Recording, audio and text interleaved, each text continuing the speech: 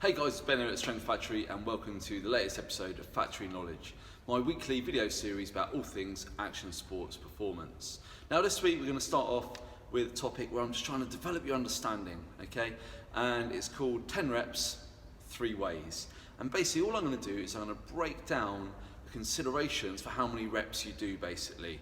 Okay, and we're going to use a really simple example today of the goblet squat, where we're going to hold a dumbbell, in this case in front of my chest, to squat, and I'm going to talk about the different ways that you can do 10 reps and how they affect your body, your recovery, your performance, and how you should go about doing them.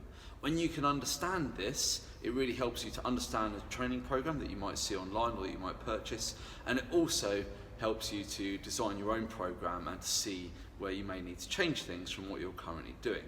So, 10 reps, 3 ways. Number 1, just 10 reps. There you go, all in one go, a single set of 10 reps. Number 2, 2 sets of 5 reps. Okay, obviously it still adds up to 10. And number 3, the other way around, 5 sets of 2 reps. Now, for each of those things, obviously, as the reps go lower, the weight needs to go up. Okay, so the single set of 10 reps is going to use a lighter weight, and then in the middle you've got the 2 sets of 5, and then the heaviest weight is going to be the 5 sets of 2. That should be pretty straightforward.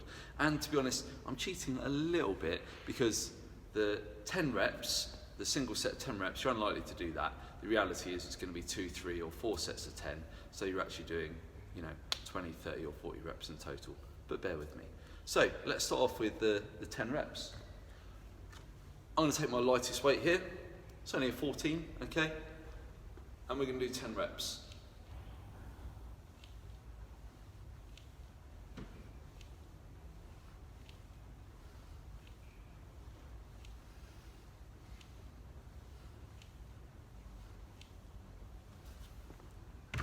Happy days, not too bad. So, what happens then when we do higher reps? Like 10. Number 1 is that's the sort of rep range that we're looking at to build muscle mass, okay? Whatever you want to call it, hypertrophy, okay? Building muscle. If you want to pack on a bit of weight in the gym, then higher reps like that, generally 8 to 12, okay? In this case 10, is roughly where you want to be. By the end of the 10 reps, it needs to be demanding, okay? So you're going to start to feel a bit of a burn build up. And you're gonna, after a few sets of that, you should be getting towards a point where there's quite a bit of fatigue, but you've still got good form, and most of the time you're not looking to fail unless you're really into bodybuilding, in which case you're in the wrong place, you're watching the wrong video. Now, other considerations there with the higher reps are that we can also use that early on in a program to build what you'd call work capacity, i.e. getting your muscles and your body and your whole nervous system as one used to doing a higher volume of work, so that later on it can do some more focused strength work and you can cope with the demands of it. Things to consider are that this sort of higher rep training can leave you quite sore, okay, especially if you're pushing your limits and especially if you're new to training, and therefore it takes a little bit more recovering from, and it can affect the day or several days afterwards, if you're going to plan to ride your bike or do whatever sport it is you're doing. In the middle then, with the middle weight, okay, I've only gone 14, 16, 18 just to illustrate. It's not really very realistic, you'd actually go a fair bit heavier. 2 sets of 5 reps.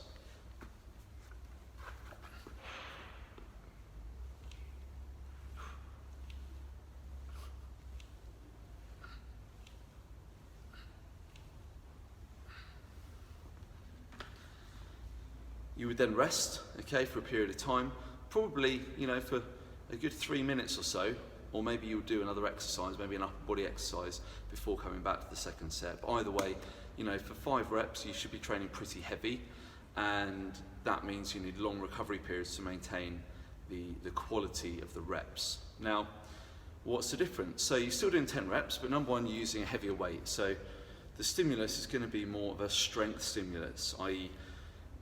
challenging your body so that it actually becomes stronger, not necessarily just bigger like we did before.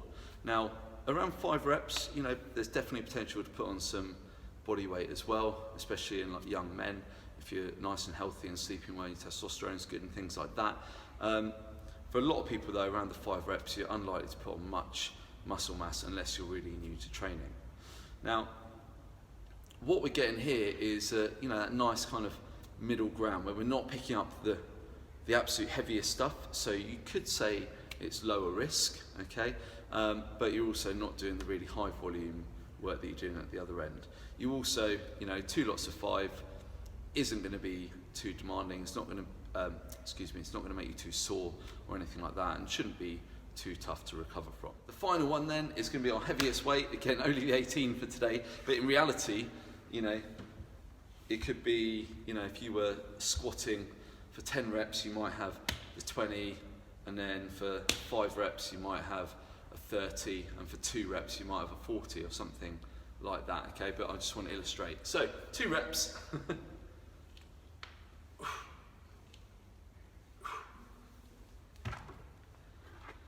So, what we're getting here is we're shifting a bit more weight than we did with the 5 reps, and that means a slightly greater strength stimulus, okay?